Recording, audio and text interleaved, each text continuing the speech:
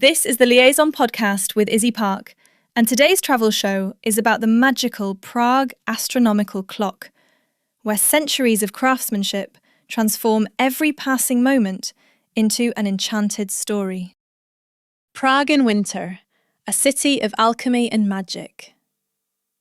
Picture this.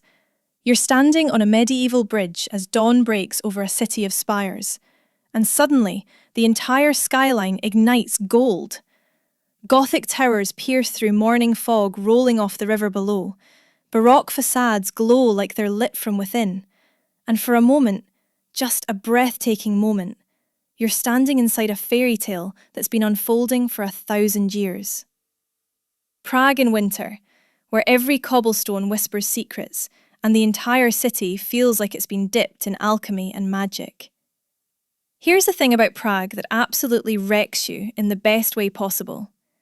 It's the only major European capital that emerged from World War II virtually untouched. While other cities rebuilt from rubble, Prague just kept standing there in all its Gothic, Baroque, Art Nouveau glory, like it had simply paused and then pressed play again. We're talking about a living museum where you can walk from the 9th century to the 21st without ever getting in a car. The entire historic centre is a UNESCO World Heritage Site, but that official designation doesn't capture the visceral feeling of walking these streets. It's like someone took every romantic notion you've ever had about Europe, concentrated it, and built a city around it. And can we talk about the absolute gift that is Prague's affordability? You're getting bucket list European magnificence at a fraction of Western European prices. World-class Czech beer, and I mean genuinely world-class. Czechs consume more beer per capita than any nation on earth, costs less than bottled water. You can feast on hearty, stick-to-your-ribs Czech cuisine, explore underground communist bunkers, wander through medieval alchemist laboratories, and stumble into Baroque churches hosting classical concerts, all without emptying your bank account. For young travellers wanting that profound European experience without the terrifying credit card bill, Prague is basically perfect. But winter Prague? Winter Prague hits different. December through February transforms the city into something otherworldly. When snow dusts those Gothic spires and fog settles into the twisted lanes of the old town, you're not just visiting a beautiful city anymore. You're stepping into something that feels genuinely enchanted. Christmas markets take over the medieval squares. Wooden stalls selling mulled wine and roasted sausages create this festive atmosphere that somehow manages to feel both ancient and immediate. The cold weather pushes everyone into cosy underground pubs that have been serving beer since the 1500s. And suddenly, you're sharing tables with locals, warming your hands around a pilsner, part of a ritual that's been happening in this exact spot for centuries. The streets themselves tell Prague's complicated, layered story. Every architectural style that ever mattered in European history exists here, often stacked literally on top of each other. You'll find Romanesque cellars underneath Gothic churches topped with Baroque spires, all visible at once. It creates this visual complexity that's absolutely intoxicating. And because the city centre is completely walkable, you experience these layers intimately. Not through bus windows, but by actually putting your feet on cobblestones worn smooth by centuries of footsteps. Prague's magic isn't just architectural, though. There's this palpable sense of mystery here, of secrets embedded in the stones. This is the city where alchemists supposedly created gold in underground laboratories, where Rabbi Loew crafted the golem from clay to protect the Jewish community, where Franz Kafka captured the alienating absurdity of modern existence. The city has always attracted people chasing something ineffable, whether that's the philosopher's stone, or artistic truth, or just understanding what it means to be human in a complicated world. The local culture adds this incredible depth to everything. Czechs are fascinating people. They've survived centuries of occupation, from Habsburg emperors to the difficult years of the 20th century. and they've developed this distinctive personality in response. There's a kind of ironic detachment masking genuine warmth, a dark humour that comes from enduring too much history, and an intellectual depth you don't always find elsewhere. They're not going to perform friendliness for tourists, but once you're in, once you've shown genuine interest in their culture, the hospitality is real. And that beer culture? It's not casual. Beer is genuinely considered liquid bread here, not just alcohol. The ritual of drinking pilsner in centuries-old pubs is practically a spiritual practice. Let me paint you a proper picture of Prague's rhythms. Mornings before the cruise ship crowds arrive belong to you and the city. This is when you want to be on the Charles Bridge, completed in the early 1500s, spanning the Vltava River with 30 Baroque statues of saints, creating an outdoor sculpture gallery. At dawn, mist rises off the water. Those statues emerge from the fog like they're materializing from another century, and Prague Castle glows on the hill above. It's silent, except for the river, and maybe a street musician playing something classical. You'll have this 600-year-old bridge basically to yourself for an hour, and it's absolutely transcendent. Then the city wakes up properly. The old town square comes alive. This medieval marketplace surrounded by Gothic, Renaissance, and Baroque buildings in shades of ochre and cream and rose. Every hour, crowds gather beneath the astronomical clock that's been marking time since the early 1400s. When it chimes, mechanical apostles parade past little windows, while death rings a bell. And honestly, it's touristy as anything. But watching this medieval timepiece that's older than most countries still function perfectly is genuinely moving. My name is Tom Sachs. I'm an artist in New York City. For nearly 2 decades, I have been collaborating with Nike. Nike running is for runners, Nike basketball is for basketball. Nike craft is for everyone else. The Jewish Quarter tells its own powerful story. The Old New Synagogue from the late 13th century is still active, making it Europe's oldest functioning synagogue. The Old Jewish Cemetery, with 12,000 graves stacked 12 layers deep, creates this haunting testament to a community that thrived here for centuries until the Holocaust devastated it. Walking these streets, you feel the weight of what was lost. The museums don't shy away from this history. They tell it unflinchingly, and it's important and necessary to understanding Prague. Prague Castle deserves its own moment. It's technically the world's largest ancient castle, sprawling across the hilltop, with palaces and churches and gardens and narrow lanes. The centrepiece is St. Vitus Cathedral, this Gothic masterpiece with spires that define Prague's skyline.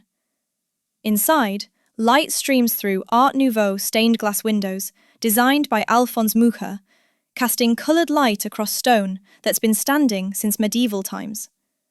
You can spend hours here just wandering, getting lost in the labyrinth of courtyards and passages, stumbling onto viewpoints where the entire city spreads below you in a sea of red rooftops.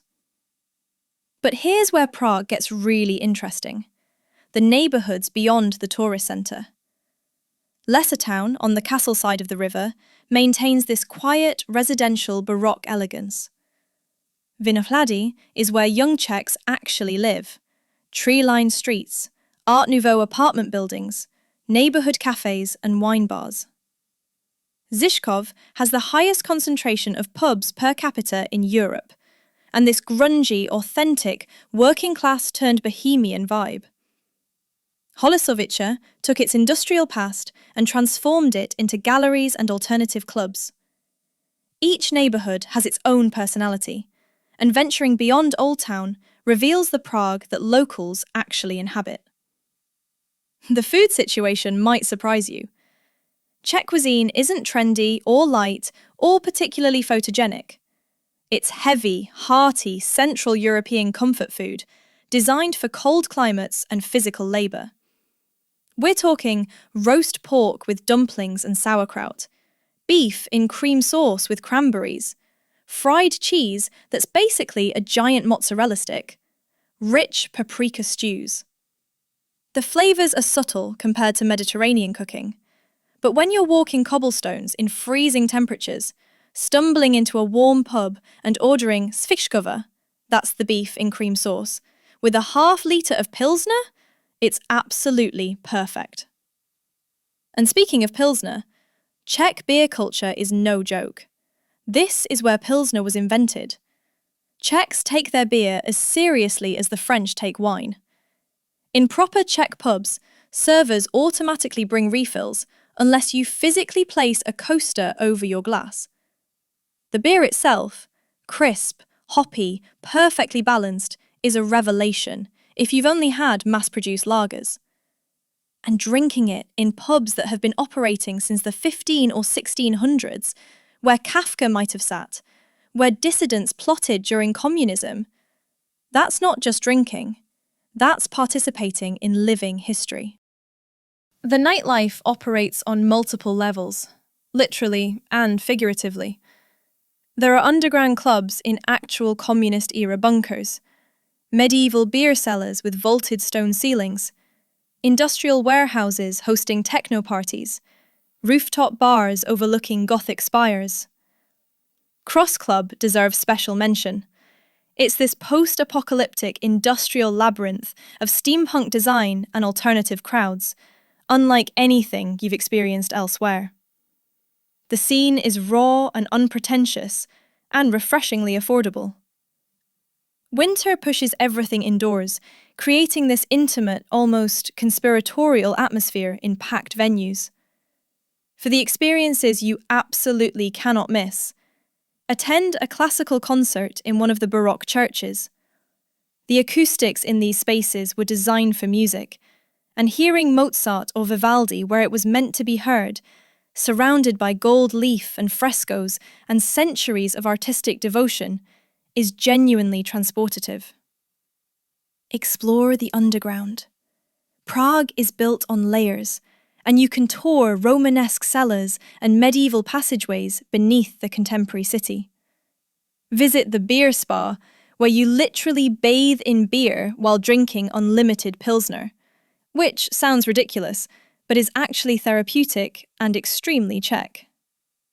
Hunt down David Černy's controversial public sculptures scattered around the city. Giant crawling babies on the TV tower, upside-down statues, urinating men sculpture spelling out famous literary quotes. These irreverent contemporary art pieces interrupt the historic perfection and somehow make it all more real, more human. They capture that Czech sensibility, the dark humour and skepticism, and refusal to take anything too seriously after surviving so much heavy history.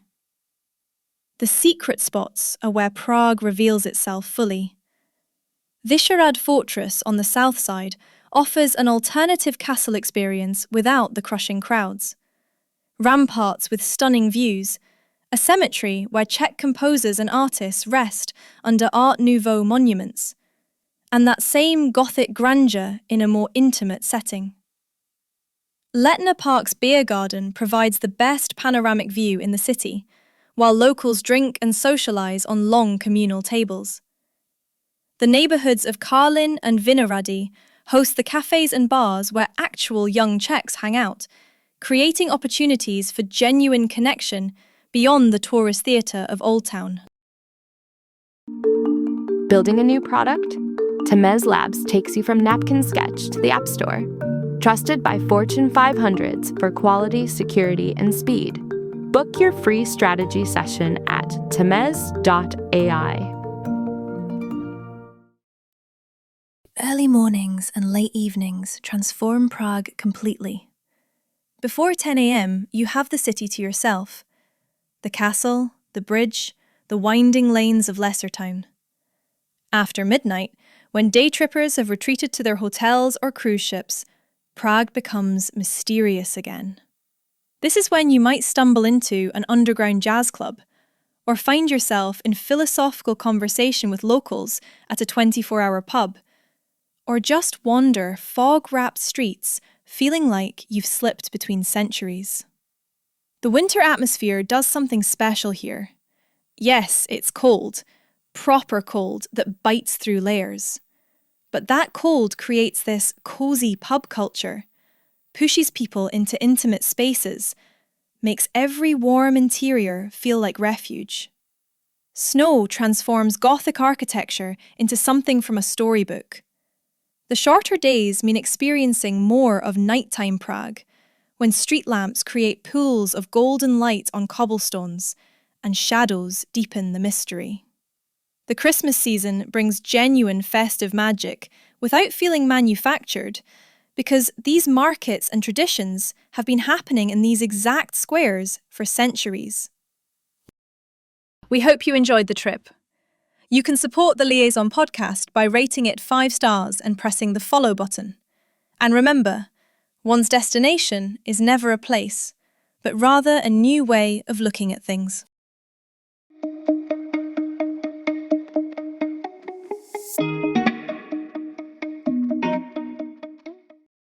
Grep News. Thomas.